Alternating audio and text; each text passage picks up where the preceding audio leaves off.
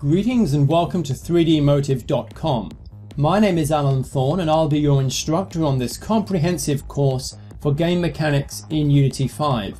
If you've got some experience with Unity or just want to jump in at the deep end, and of course if you want to make incredible video games, then you've certainly come to the right place. In this part of the course, I'll consider some advanced but common scripting tasks that you'll encounter when building games. Specifically, we'll see how to work with persistent data for creating save game states that the player can restore. We'll achieve effects like camera shake for an arcade feel, and we'll look at singletons and statics for creating game controllers that survive across multiple scenes and are accessible to all script files.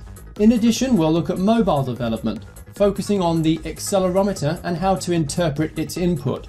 Then we'll code with physics and collisions and see how to move objects along non-linear paths. Now, there's a lot to get through here, so let's get started.